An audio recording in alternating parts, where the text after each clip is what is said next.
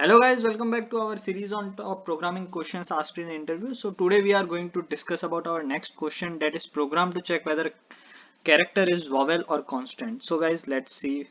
So what actually question is saying, we are given a character and we have to check whether it is vowel or consonant, right? So first we will have to understand what is vowel and what is consonant, right? So what is vowel? There are five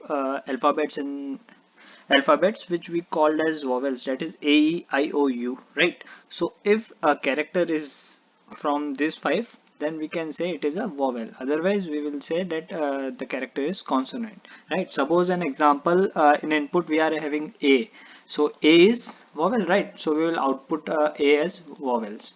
Okay, so basically this is just a basic concept of English alphabets.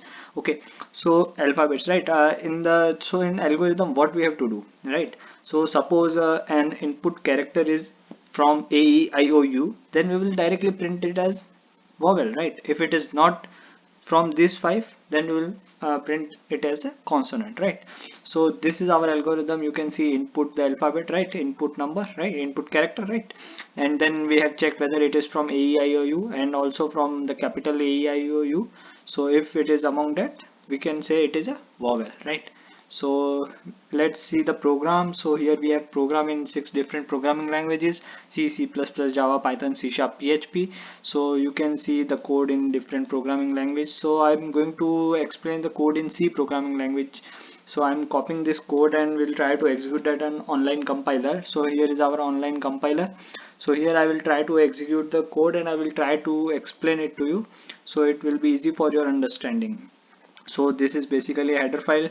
Okay, so here C program starts and we have input character as P. We have defined it statically, so you can change it and you can also take it from user using scanf.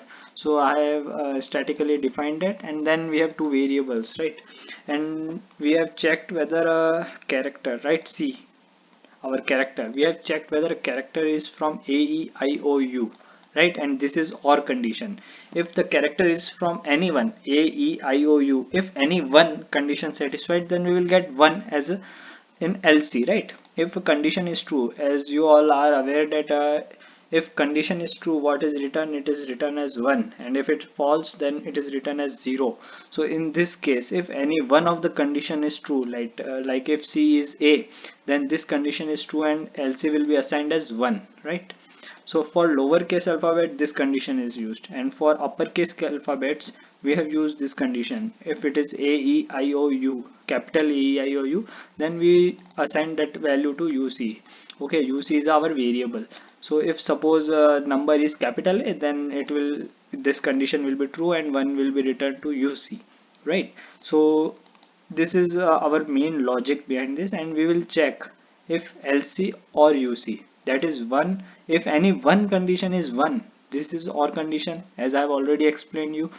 Okay, so if any one condition is true, if any one variable consists of 1, right? If any one variable LC or UC is having a value of 1, then this condition will be true and that it will print this is a vowel, right? So this printf, else it is a consonant, right? So this is our logic. Okay, so this is our main logic. We have just checked if character is from this, and we will assign 1, otherwise we will assign 0. If both are 0, then it is consonant, right? So let's try to execute this code. So P is consonant, right? P is consonant, right? Suppose I passed as I. Okay, so what will be the result? It's a vowel, right? It's a vowel. So as you can see that it is a vowel. So this is our code in C programming language. You can check the code in other programming languages also. So I hope you understand this code, and in the further videos I'm going to explain you more questions regarding the strings and pattern printing, so it will be helpful for you to prepare for an interviews. So guys, if you haven't subscribed the video, kindly subscribe the channel and don't forget to like this video. Thanks a lot.